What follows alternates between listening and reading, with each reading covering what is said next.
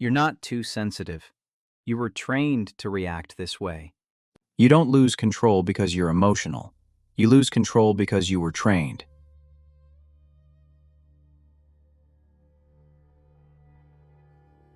What's happening to me? I can't control it. Why am I doing this? This isn't me! From the first apology, from the first time you stayed quiet, from the first moment you learned that being agreeable felt safer than being honest, you weren't taught how to think, you were taught how to react. And now you call those reactions your personality. Look at your life, your relationships, your career, your confidence. How many times did you say yes when you meant no? Yeah, sure, I can do that. Why did I say that? No. How many times did you explain yourself when you didn't owe anyone a reason? How many times did you stay silent because conflict felt dangerous? That wasn't maturity. That was conditioning. And here's the part. No one tells you. You are not broken. You are not weak. You are not lost. You are trained. And training can be undone. This is not about motivation. It's about control. Not over others, over yourself.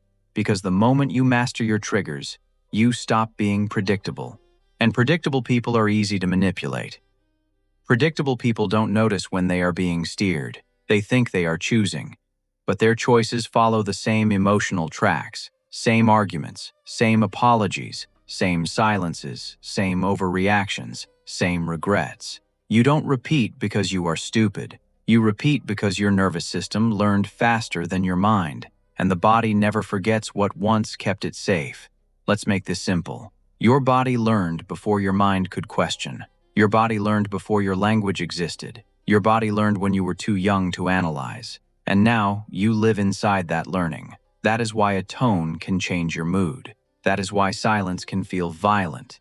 That is why a look can feel like rejection. That is why a message can ruin your entire day. You don't react to events, you react to meaning. Meaning you didn't choose. Meaning you never updated. Meaning that still runs your life. Triggers are not explosions. They are instructions. They tell your body what to do before your mind gets a vote. Why am I triggered right now? I didn't even do anything. What the F? Tighten, defend, shrink, attack, freeze, please, disappear. And after the reaction, your mind steps in and builds a story that makes the reaction sound reasonable. That's how people stay trapped. They don't see the program. They only see the justification.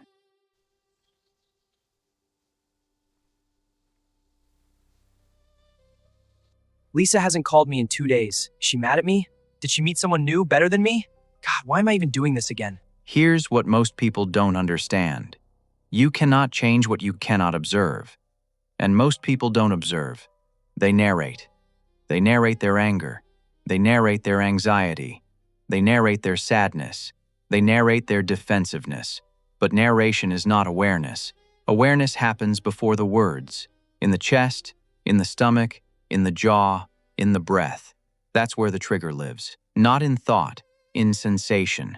And until you learn to feel before you speak, you will always speak for the trigger. Let me give you a modern example. You're scrolling. You see someone your age doing better than you. You feel a small contraction. Not anger, not sadness. Something quieter, something sharper. You scroll past. But the mood shifts. You don't say anything, but your energy changes. Later, you're short with someone. Later, you feel unmotivated. Later, you feel irritated. You blame the day. It wasn't the day, it was the moment you didn't notice. Or this, you get criticized. Not harshly, not gently, just enough. You feel heat, you smile, you nod. You say, yeah, I get that. Later, you replay it. Later, you feel resentful. Later, you wish you had spoken. That wasn't a confidence issue. That was a trigger choosing safety over self-respect. Or this, someone doesn't respond. You tell yourself you don't care, but you check again, and again, and again. Why isn't she responding? It's been like 10 minutes. Is she ghosting me? Whatever. Dude, respond. Respond already. Shh. That is not curiosity, that is attachment panic. Not because you're needy, because your nervous system learned that silence once meant loss. You don't have bad reactions. You have loyal reactions, loyal to an old version of you, a version that survived, a version that learned, a version that protected. But survival patterns are not leadership patterns. What once saved you can now limit you. Here is the brutal truth. Most people do not want to master their triggers. They want to feel better, they want relief, they want comfort, they want validation, but mastery is not comforting. Mastery is confronting, because it removes excuses, and excuses feel safer than responsibility. Man, what the hell is wrong with you lately? Every little thing sets you off. You overreact to everything. I don't overreact. That's just how I am. People can take it or leave it. Let's talk about strength. Strength is not volume. Strength is not aggression. Strength is not emotional dominance. Strength is the ability to feel pressure and not leak, to feel insult and not collapse, to feel anger and not explode, to feel fear and not retreat, to feel desire and not chase, to feel rejection and not beg. That is strength. Like standing in the middle of a hurricane or chaos and being in complete control. And that strength is built in milliseconds, in the moment you normally miss. Most people think they are choosing. They are not. They are reacting quickly enough to confuse reaction with choice.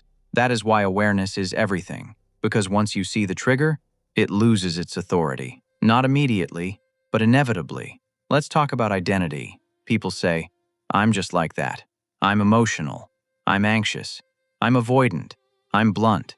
I'm sensitive. No, you are experienced, and experience can be updated. Identity freezes behavior. Awareness frees it. This is why some people never change. They defend their triggers as personality, and then wonder why their life never shifts. Now here is the part that separates leaders from reactors. Leaders feel the same triggers. They just don't obey them. They pause. They breathe. They choose. And the world feels different around them. Because unpredictable discipline is intimidating. People can manipulate emotion. They cannot manipulate awareness. And here is where most self-help lies. It teaches you what to think, not when to notice. Mastery is timing, not information. When you feel triggered, pause, breathe. The reaction can wait. You're still reading those things? Well, they don't really seem to be helping.